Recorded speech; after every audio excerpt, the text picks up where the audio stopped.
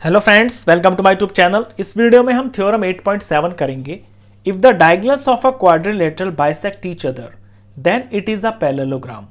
अगर किसी क्वाड्रिलेटरल के डायगोनल्स एक दूसरे को बाइसेक्ट करते हैं, यानी एक दूसरे को ऐसे पॉइंट पे काटते हैं जहां पे वो दोनों हाफ हाफ में डिवाइड हो जाएं, तो ऐसा क्वाड्रिलेटरल पैरेललोग्राम होगा।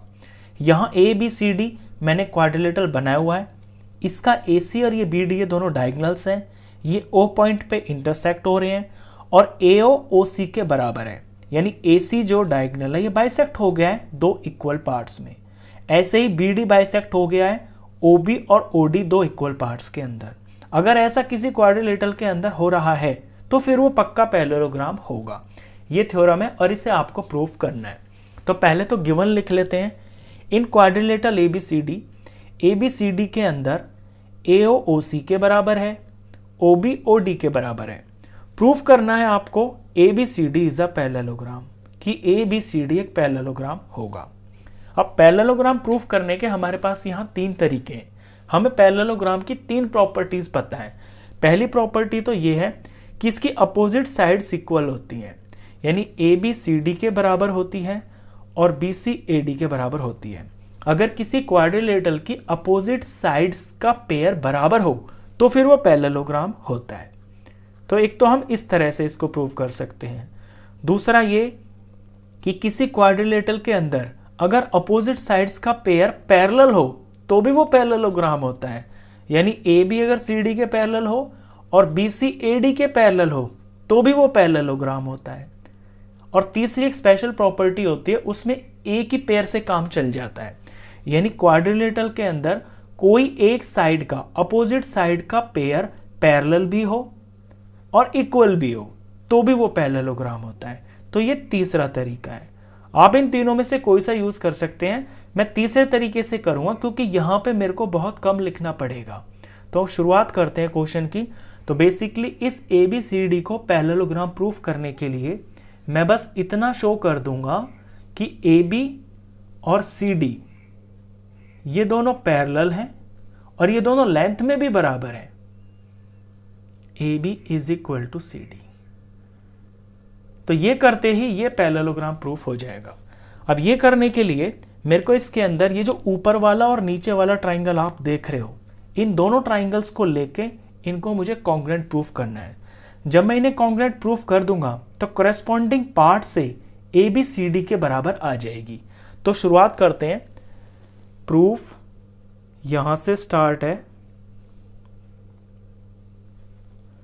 In triangle AOB and triangle COD, इन दो ट्राइंगल्स के अंदर AOB के अंदर AO साइड और COD के अंदर CO साइड ये दोनों बराबर है, क्योंकि ये हमें दे रखा है, बाइसेक्ट हो रखी है। तो इसकी AO साइड और इसकी CO साइड रीजन में लिखेंगे हम गिवन। दूसरा यहां पे ये X बन रहा है, क्रॉस बन रहा है, तो ये एंगल्स जो हैं वर्टिकली अपोजिट एंगल्स बन गए हैं। मैं कोई नेम रख लेता हूं। ये मैंने 1 रख लिया और ये मैंने 2 रख लिया। तो AOB का एंगल 1 और COD का एंगल 2, ये दोनों इक्वल होंगे क्योंकि ये वर्टिकली अपोजिट एंगल्स हैं। अब मैंने साइड ले ली, एंगल ले लिया। एक साइड ले लेता हूं ये वाली। तो AOB का OB साइड और COD का OD साइड ये भी बराबर है। ये भी हमें यहां पे गिवन है क्योंकि ये बाइसेक्ट हो रहा है डायगोनल। तो इसका OB और COD ट्राइंगल का OD ये बराबर है, ये भी हमको गिवन है। तो ये मैंने साइड ली, ये मैंने एंगल लिया और ये मैंने साइड ली। तो साइडों के बीच में मैंने एक एंगल ले लिया, यानी साइड एंगल साइड से ये दोनों ट्राइंगल्स कॉन्ग्रुएंट प्रूफ हो जाएंगे। तो therefore triangle AOB is congruent to triangle COD। और रूल लगा है यहां पे side angle side congruency rule. अब इसमें जो करस्पॉन्डिंग पार्ट्स हैं उन्हें हम निकाल लेंगे, वो बराबर होंगे। तो पहला पार्ट तो मेरे को यही चाहिए कि ए बी और सी डी मेरे को यहाँ पे इक्वल चाहिए, और ए बी और सी डी इन दोनों ट्राइंगल्स के कॉन्ग्रुएंट पार्ट हैं, सॉरी कोरस्पॉन्डिंग पार्ट्स हैं। कोरस्पॉन्डिंग पार्ट्स इसलिए हैं क्योंकि 1 और 2 इसके कोरस्पॉन्डिंग एंगल्स हैं और इनके सामने ही ए बी और सी डी भी आ रही हैं। तो ए बी बराबर होगी इस ट्राइंगल के सी डी के। Reason, corresponding parts of congruent triangles. ये मैं नंबर 1 रख लेता हूं। यानी एक चीज मैंने शो कर दी है कि ए बी सी डी को मैंने लेंथ में इक्वल दिखा दिया है। अब मेरा पर्पस ये होगा कि ए बी और सी डी को मुझे पैरेलल दिखाना है। पैरेलल दिखाने के लिए यहाँ पे मैं ऑल्टरनेट इंटीरियर एंगल्स का यूज करूंगा। जैसे ए बी और सी डी ये तो हो गई आपकी 2 लाइंस, और ए सी हो रही है इसके अंदर ट्रांसवर्सल। तो यहाँ पे जो एंगल है ना, जहाँ पे मैं डॉट लगा रहा हूँ, और यहाँ पे ये जो एंगल है, ये दोनों ऑल्टरनेट इंटीरियर एंगल्स हैं। अगर ये बराबर हो जाएंगे तो ए बी और सी डी जो है पैरेलल हो जाएगी। आपको पता है लाइन्स एंड एंगल्स में कि अगर ऑल्टरनेट इंटीरियर एंगल्स बराबर होते हैं तो जिन लाइनों के बीच में वो बनते हैं वो पैरेलल होती हैं। और ये जो एंगल्स हैं ये यहाँ सी पी सी टी से ही बराबर हो जाएंगे। मैं पहले नेमिंग कर लेता हूँ।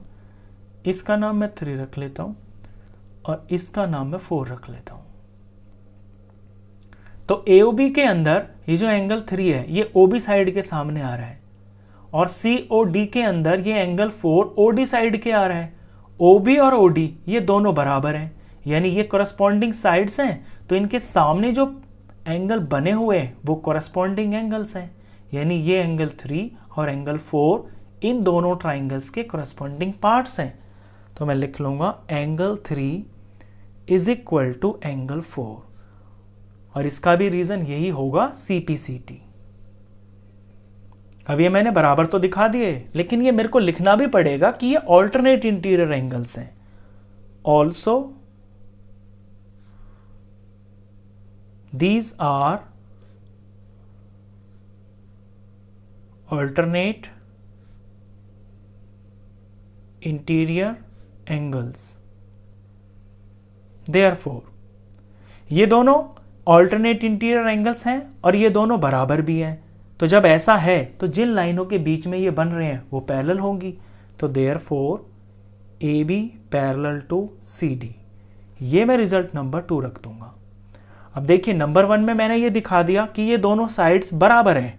नंबर 2 में मैंने ये दिखा दिया कि यही दोनों साइड्स पैरेलल भी हैं। तो जब ऐसा होता है तो वो पैरेललोग्राम के अंदर ही होता है, ऐसा क्वाड्रिलेटरल पैरेललोग्राम ही होता है।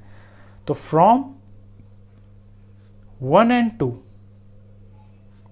मैं कह सकता हूं कि A B C D is a parallelogram, hence proved. तो इस तरह से आप इस थ्योरम को प्रूव करते हैं। क्वेश्चन खत्म। नेक्स्ट क्वेश्चंस के लिए नेक्स्ट वीडियो में मिलेंगे। तब तक के लिए गुड बाय।